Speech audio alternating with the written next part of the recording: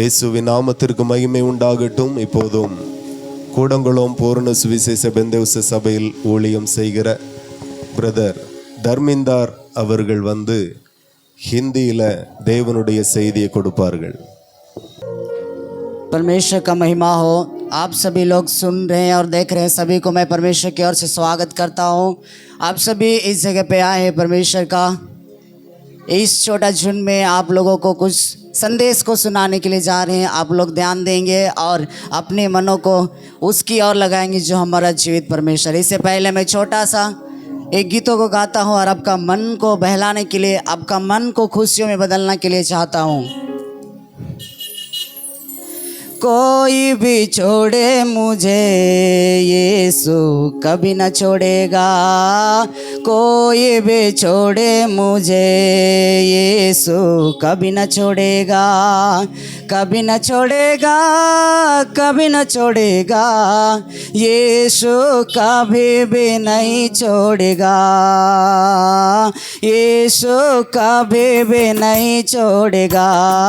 कोई भी छोड़े मुझे यीशु कभी न छोड़ेगा, कोई भी छोड़े मुझे यीशु कभी न छोड़ेगा। दुख और तकलीफ जब आएगा, दुख और तकलीफ जब आएगा, विनती करूँगा मैं रक्षा करेगा वो, विनती करूँगा मैं रक्षा करेगा वो।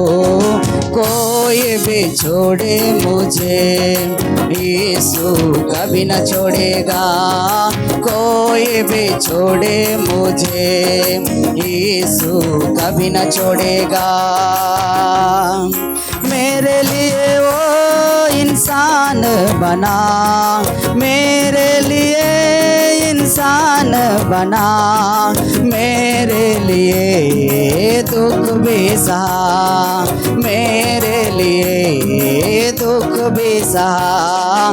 कोई भी छोड़े मुझे यीशु कभी न छोड़ेगा, कोई भी छोड़े मुझे यीशु कभी न छोड़ेगा, कभी न छोड़ेगा, कभी न छोड़ेगा, कभी न छोड़ेगा, कभी न छोड़ेगा, यीशु कभी भी नहीं छोड़ेगा,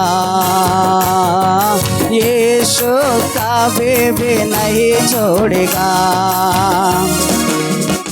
हालेलुया, परमेश्वर का महिमा हो। मेरे प्रियो, आप सभी लोग जानते हैं हमारा इस दिन में भी और हमारा जीवन में अनेक अनेक समस्याओं को लेकर के और अनेक अनेक प्रॉब्लम को लेकर के हम सोचते हैं कि हमारा जीवन कभी ना कभी एक दिन बहुत मुसीबत में आता है। लेकिन मेरे प्रिय, आप सभी लोग जानते हैं आप लोगों का जीवन में अनेक अनेक प्रकार की दुख और तकलीफें आती है, लेकिन उस समय हमारा वचन कहता है हमारे इस गीतों के द्वारा, जैसे आप सभी लोग सुने, कभी भी कोई भी छोड़ जाए लेकिन हमारा जीवित परमेश्वर, हमारा जीवित खुदा, हमारा जीवित यीशु मसीह, वो कभी साथ छोड़ने वाला नहीं है। हालेलुया, परमेश्वर का महिमा। मैं दूसरी बातों को आप सभी को याद दिलाना चाहता हूँ। हमारा परमेश्वर इस जगत में इसीलिए आया है कि हमारा दुख और तकलीफ, हमारा कष्ट और विपत्तियों को, हमारा प्रॉब्लम को परमेश्वर हमारा जीवन में हमारे ऊपर नहीं लाद करके वो अपने ऊपर लेकर के जाने वाला वो हमारा जीवित परमेश्वर है, जो आज इस संसार में और इस पृथ्वी में और आपके सम्मुख में वो प्रकट होता है।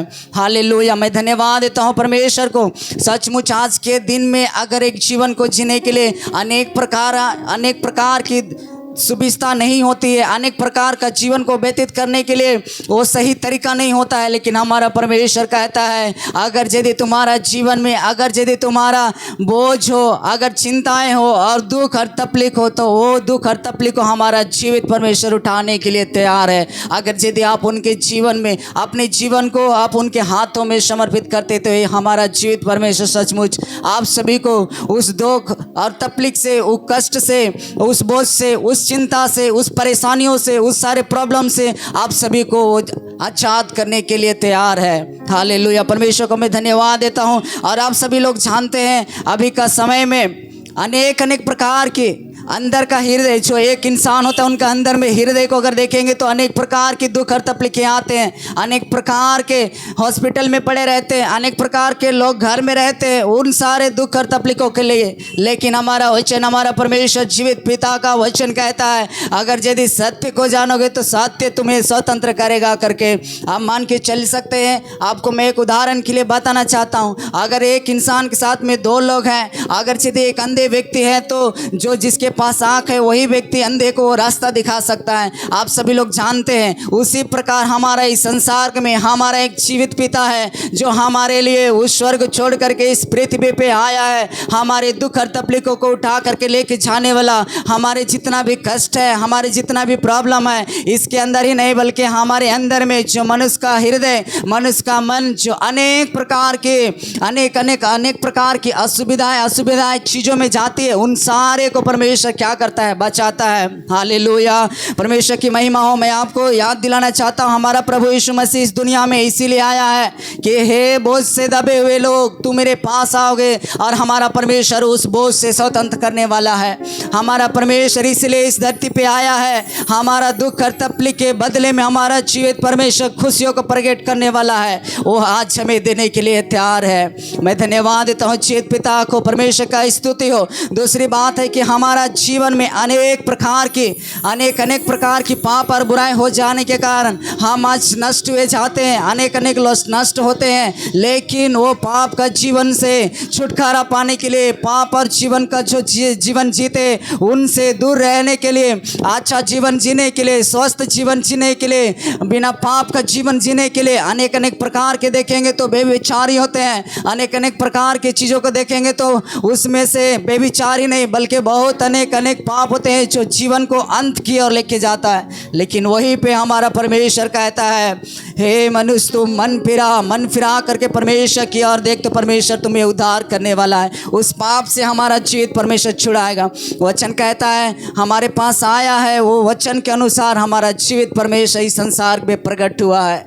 हालेलुया, परमेश्वर का महिमा हो। और इतना ही नहीं बल्कि हमारा जो स्वर्ग राज के बारे में आपको बताता हूँ, मनुष्य इस धरती पे रह करके मिट जाते हैं लेकिन उसके बाद का उनका जीवन के बारे में पता नहीं चलता। लेकिन हमारा प्रभु यीशु मसीह कहता है इस धरती ही नहीं बल्कि आप हमें उस स्वर्ग राज में उस स्थान को देने के लिए तैयार हैं। आप सोच सकते हैं एक मनुष्य अगर इतने गलती हो सकता है तो क्या कोई उसे माफ़ कर सकता है? एक मनुष्य दूसरे को 2 और 3 और 4 से 5 बार गलती को माफ़ कर सकते हैं, लेकिन हमारा जीवित परमेश्वर आप जितने भी गलती क्यों ना किए हैं, आप जितने भी क्यों ना मारपीट करके हर प्रकार की गलतियाँ को किए हैं जो स्वीकार नहीं हो सकता है, आज हमारा जीवित परमेश्वर वो स्वीकार करने के लिए तैयार है। अपने मन को, हृदय को आप परमेश्वर की ओर करके देखिए, यीशु मसीह को जान करके देखिए कि वह कैसा भला है, वो कैसा चरवाहा है जो हर एक घटी बढ़ियों में पूरा करने वाला है। वो हमारा जीवित परमेश्वर है। दूसरी बात के लिए मैं धन्यवाद देता हूँ जीवित परमेश्वर को कि हमारा जो मनुष्य का मार्ग होता है, जो सही मार्ग नहीं होता है, और यहाँ तक ही नहीं बल्कि इस संसार से लेकर के स्वर्ग राज की ओर जाने तक का हमारा परमेश्वर अपने मृत्यु के अनुसार आज हमें उस स्वर्ग का मार्ग को दे करके गया है, ताकि हम उसके अनुसार जितने लोग विश्वास करते हैं आज हम उस स्वर्ग राज में होंगे। इस संसार में रह करके अनेक प्रकार की पाप और बुराई, अनेक प्रकार के कष्ट हम झेलते हैं, हम देखते हैं, हम कर जाते हैं उसमें, लेकिन हमारा परमेश्वर सारे कष्टों से आजाद दिलाने वाला है। आप सोच सकते हैं, मैं छोटा सा उदाहरण के तौर पे बताना चाहता हूँ। आप सभी लोग सुन रहे हैं, आप अपने जीवन के बारे में आप सोच करके देखिए, अनुभव करके देखिए, क्या आपका जीवन में इस प्रकार का हुआ है? और हुआ है तो सच बात है कि हमारा जीवित परमेश्वर वो आपके लिए आया है, आपका दुखों के लिए आया है, आपका कष्टों के लिए आया है, आपका प्रॉब्लम के लिए आया है, और एक दिन आपको आजाद करने वाला है। और मैं धन्यवाद देता हूँ जीवित परमेश्वर को। जैसे हम देखते हैं कि अनेक प्रकार के लोग हैं इस संसार में। आप सोच सकते हैं हमारे भारत देश से नहीं बल्कि अनेक लोग, हमारे स्टेट के बारे में देखेंगे, हमारे डिस्ट्रिक्ट के बारे में देखेंगे, अनेक प्रकार के लोग हैं। लेकिन आप सोच सकते हैं क्या अनेक प्रकार के लिए क्या एक ही हमारा उद्धारकर्ता हो सकता है? बिल्कुल हो सकता है, क्योंकि आप उस पर विश्वास करेंगे। वो जीवित खुदा है, जीवित यीशु मसीह है, जो उनके द्वारा अनेक लोग, इस संसार के लोग, इस स्टेट के लोग, इस भारत के लोग, वो परमेश्वर के द्वारा आजाद होंगे। मैं धन्यवाद देता हूँ जीवित परमेश्वर को। मैं आपको और भी याद दिलाना चाहता हूँ, हमारा परमेश्वर इसीलिए आया है कि अपने मार्ग से, जो हमारे गलती मार्ग है, जो हमारे गलत मार्ग चीज़ों में चल रहे हैं, सोच और विचार व्यवहार के द्वारा जो हम गलत कर रहे हैं उन सारे चीज़ों से फेर करके आज हमें परमेश्वर आजाद का जीवन देना चाहता है।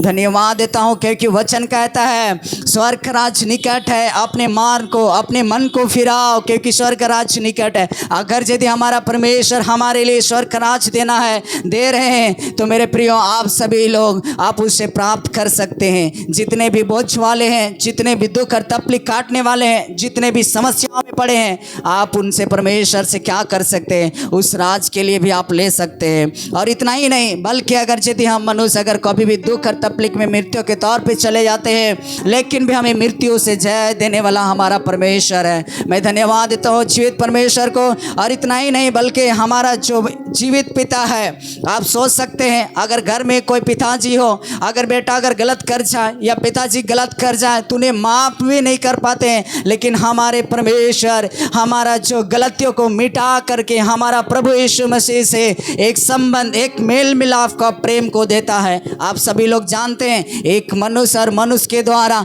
अगर आप प्रेम उनके अंदर में प्रकट होता है तो ज़्यादा दिनों के लिए नहीं, ज़्यादा सालों के लिए नहीं, ज़्यादा महीनों के लिए नहीं, लेकिन हमारा जीवित जब प्रेम करता है वो अनंत प्रेम से प्रेम करने वाला है। जो कभी भी हमारा प्रभु यीशु मसीह का बीच में जो प्रेम प्रकट होता है वो कभी भी खत्म होने वाला नहीं है। मेरे प्रियो आप सभी लोग सुन रहे हैं, इस वचन के द्वारा, इस संदेश के द्वारा ये आपका जीवन में हो सके नया हो, आप उनके पे विश्वास कर सकते हैं। अगर यदि आपका जीवन में बार बार आया हो इस संदेश, तो आप उनसे प्रेम करने के लिए वो चाहत को निकालिए और हमारा जीवित परमेश्वर के अनुसार आज आप उस संदेश को पाइए।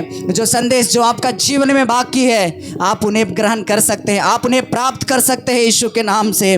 और धन्यवाद देते हैं जीवित परमेश्वर के। इतना ही नहीं बल्कि हमारे रोग दुख तकलीफ कष्टों से, जैसे मैंने पहले बताया, उन सारी चीज़ों से आज़ाद करके हमारा परमेश्वर आज हमें जय देने के लिए रेडी है। दूसरी बात आपको मैं दोबारा बताना चाहता हूँ, आपका हृदय में मैं रखना चाहता हूँ, आपका मन में मैं रखना चाहता हूँ। इस संसार में अनेक अनेक प्रकार के शैतानों के द्वारा हर एक प्रकार का कार्य उसमें पाया जाता है। मनुष्य अपने सुविधा पाने के लिए, चंगाई पाने के लिए, छुटकारा पाने के लिए अनेक अनेक प्रकार के कार्य को कर जाते हैं, लेकिन अंत तक उनका जीवन में वो समस्या रहता है, उन्हें छुटकारा नहीं मिलता है, उन्हें दुख और तकलीफ होती है, उन्हें हर एक प्रकार का प्रॉब्लम आते हैं। लेकिन हमारा जीवित परमेश्वर शैतानों से जय दिले वाला है। हमारा यीशु मसीह शैतान को अपने पांव तले कुचल करके हमारा परमेश्वर ने जीवित रखा और विजय पाया। उसी तरह हमारा भी परमेश्वर हमें भी, जितने आप लोग विश्वास करने वाले, इस संदेश को सुनने वाले, इस संदेश के द्वारा आपका जीवन को बदलने वाले, उतने लोगों का जीवन में परमेश्वर आपके जीवन में भी जय देने वाला है। वो विजय को आपका जीवन में प्रकट करने का, क्योंकि वचन कहता है जगत का मेमना मतलब परमेश्वर का पुत्र उस पाप को उठा लेके गया है जो हम आजकल करते हैं, जो हम पहले पूर्वजों से करते आए, उन सारे पाप और बुराई को हमारा जीवित परमेश्वर का पुत्र उसे मेमनों की तरह वो उठा लेके जाता है। आज देख सकते हैं एक रिस्पॉन्सिबिलिटी और एक बोझ को, एक चिंता को उठाने के लिए अगर यदि आप दूसरे लोगों को बताएंगे, अपने फ्रेंड लोगों को, अपने परिवार में से, लेकिन वो थोड़ा सा समय दे करके ही आपको सपोर्ट कर सकता है, मदद कर सकता है। अन्यथा उनके अलावा जब आपका समस्या ज़्यादा बढ़ जाने के कारण वो छोड़ देगा, वो भूल जाएगा, वो एक दिन अपने मार्ग की ओर जाएगा, कौन है मेरा परिवार, कौन है मेरा फ्रेंड करके नहीं पहचानेगा। लेकिन हमारा परमेश्वर वो जीवित है और जीवित के द्वारा आप सभी लोग जानते हैं जिसके अंदर में जान और प्राण रहता है, वो अद्भुत कार्य करने वाला, अनेक प्रकार के कार्य को कर करके वो हमारे जीवन में प्रकट करता है।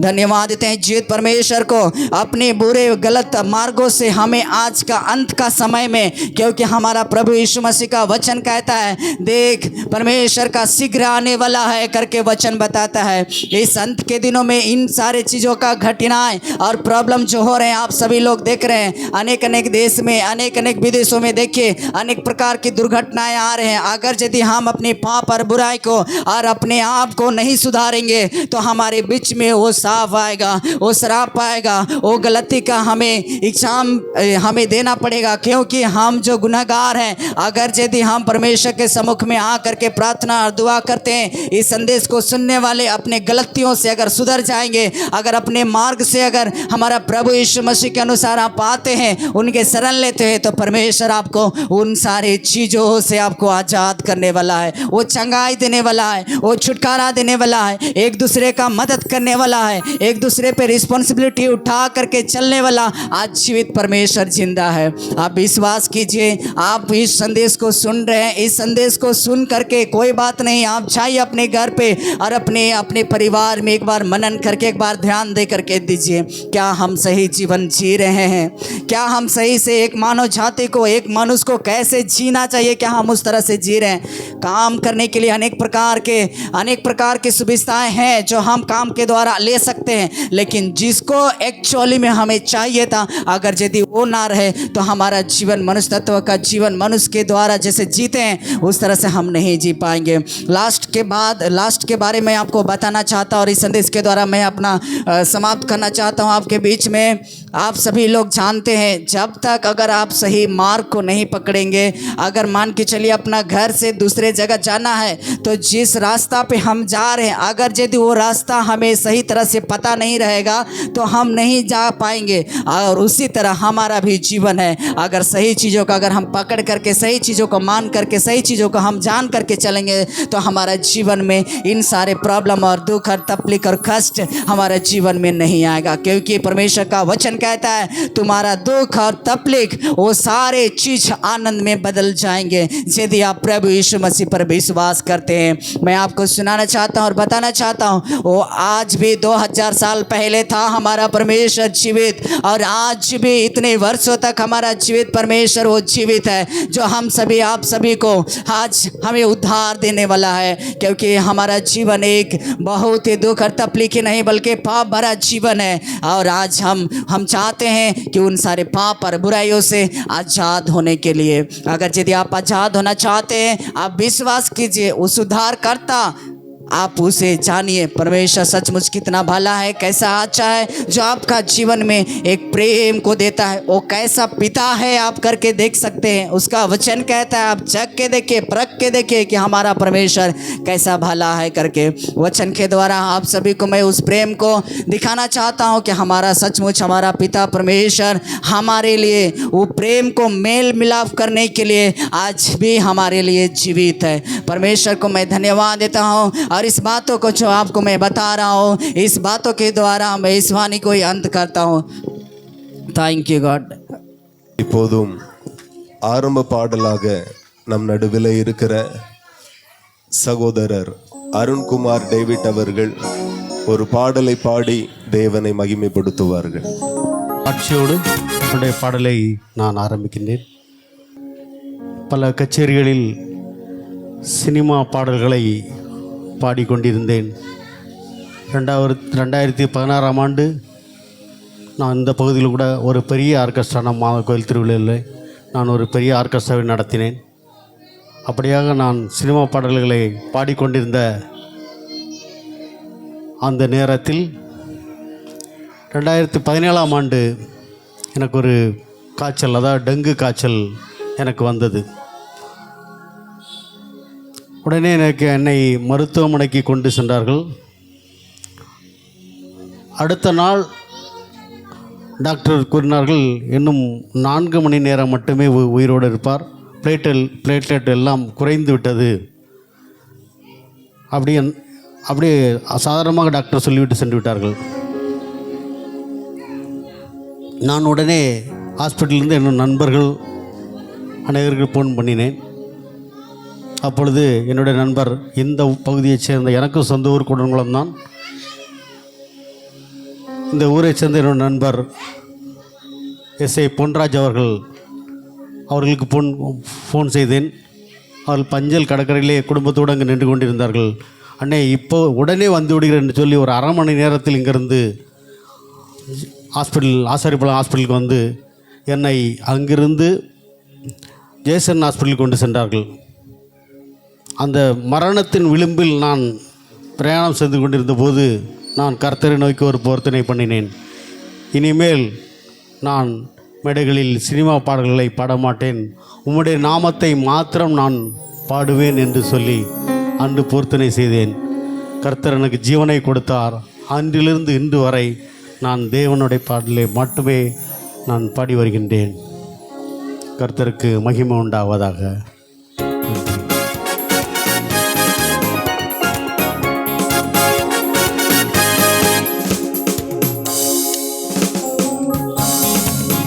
தாவீதை போல நடனமாடி அப்பாவை ஸ்தோத்தரிப்பே. தாவீதை போல நடனமாடி அப்பாவை ஸ்தோத்தரிப்பே. என்ன வந்தாலும் எது நடந்தாலும் அப்பாவை ஸ்தோத்தரிப்பே. என்ன வந்தாலும் எது நடந்தாலும் அப்பாவை ஸ்தோத்தரிப்பே.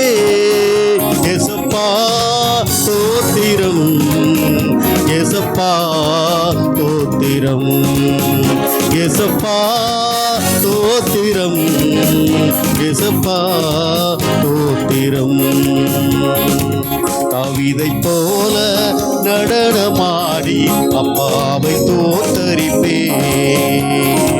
தாவீதை போல நடனமாடி அப்பாவை ஸ்தோத்தரிப்பே.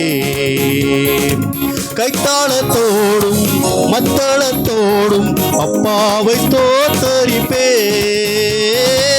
கைத்தாளத்தோடும் மத்தளத்தோடும் அப்பாவை ஸ்தோத்தரிப்பே.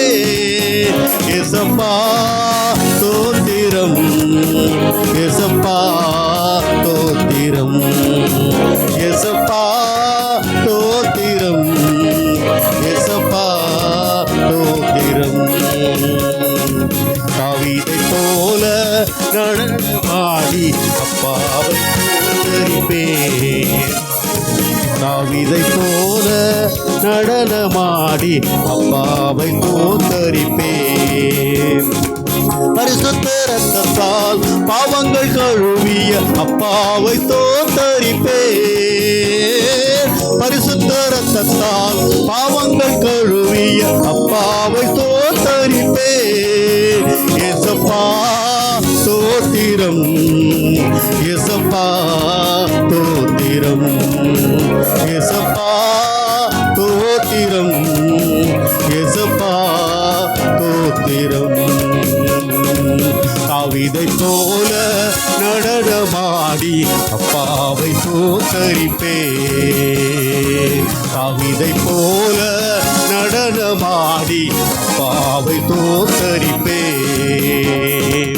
ஆவியினாலே அபிஷேகம் செய்த அப்பாவை ஸ்தோத்தரிப்பே.